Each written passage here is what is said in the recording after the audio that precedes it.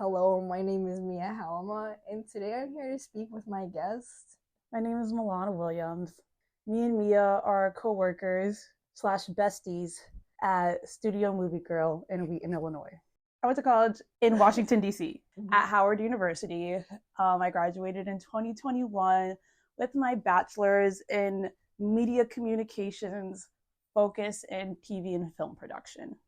What was your college experience like?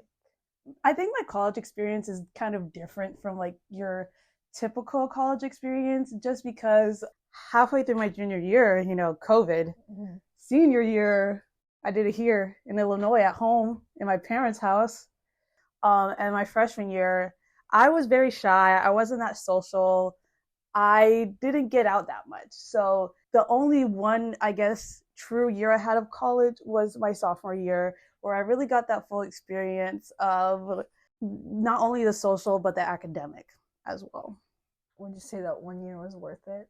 Yeah, I would say that 1 year was very worth it. I was a sophomore, and I remember one day I was getting lunch with some friends, and we were talking about film, and they were like, what class do you have? Like, what's your professor? And I was like, oh, guys, I'm not a film major. And like, everybody always thinks I'm a film major. And then they were like, you should just do it. And so immediately after that lunch, I went to my counselor. I was like, change my major. I was very spontaneous that year. I took a lot of chances. I think I would say it was rewarding to, put myself out there and just try something new instead of being in my shell.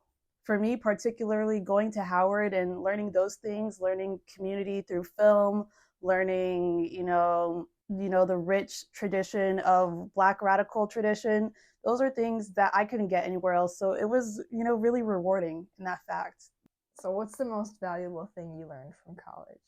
I think, again, just like being at Howard, of course, you learn those academic skills you need to know. You learn how to critically think, you learn how to write, you learn how to, public speak. Those are, I think, crucial skills you need for any job. But of course, me learning to stand up for myself, me learning to kind of find myself, not only in academic world, but also in a professional world, because those are skills, college doesn't really prepare you for. Once you go out in the world, you're forced into adulthood in a way that can be kind of jarring. So my professor thinks that it's useful to go to film school if that's something you're super passionate about. My major focused on communications, but my concentration for the degree was film and TV production. So in a way, it was film school, but not like that traditional full-on film school experience, because I still had to take communications courses. Do you think that that was a useful focus? I never considered film. I was always like, I'm going to be a lawyer, or I'm going to do something with political science. Do I think it's worth it to go to film school? You don't need a film degree to do film. And that's something that I think is important to remember. You don't need a film degree to do film. What they stress most importantly through film school is you need to know how to network. You could have the best ideas in the world. You could be the best writer out there. None of it matters if you don't know how to network, if you don't know how to put yourself out there. But for me, what got me into studying film was, number one, all my peers around me noticed how passionate I was about it. And then, of course, number two, when you, I guess, take something on to study, to collect information about it, to curate knowledge on it, what should drive you forward is curiosity. What should drive you forward is always having questions, always being willing to learn. So for me, when I was looking at film knowing nothing about it, I always had so many questions. So I was like, I could keep doing this forever because I had curiosity about it.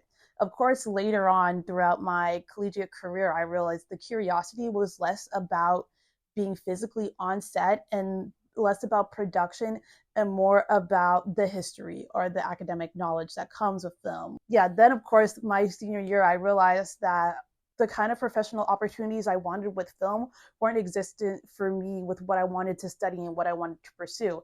And of course, at that time, that's when I was working at a different library than the one I work at now. And of course, that same curiosity, that undying, burning to know that I had with film, that's the same kind of thing I had at the library. You said you want to be a librarian. Yes. So you haven't always wanted to be one, though, right? No, not at all. What got you interested in that? Of course, the senior year, COVID. I was at home all the time working on my classes, but I was like, dude, I need to make money. So, like any reasonable person does when they're looking for a job, Indeed.com. That's where I went, and I was like, part-time job near me. And then I saw this library position pop up, and I was like, I literally never ever in my life have thought about working at a library. Of course, at that time, I was already doing research on prison libraries just for fun at that time. And then, of course, that's how I was like already thinking of libraries in the back of my head, but never as a career. And then, I went to the interview and I literally asked every single library question I had on the interview. Mm-hmm. And they were straight up like, are you interested in being a librarian? And I was like, well, I never thought about it, but at this point, I'm strongly considering it. And it wasn't, they were like, you're hired, but they're like, you're hired. Of course, I was curious. I had so many questions. This is something I could see myself doing for the rest of my life, but also not only doing it, but also being fulfilled by it. Is it worth it to pursue your dreams, like to do what your heart desires, like switching to a film major or wanting to be a librarian? Do you want the real answer, Mia, or do you want the pretty and neat and slightly true answer? Give me both. Okay, we'll start with the pretty and neat. At the end of the day, you only get one life. And you shouldn't spend it doing what you think is right. You shouldn't spend it doing what you know will fulfill the desires that other people have for you. You should spend it doing what makes you happy. And, there are all these things that you do have to consider. How am I going to put food on the table? The whole starving artist trope.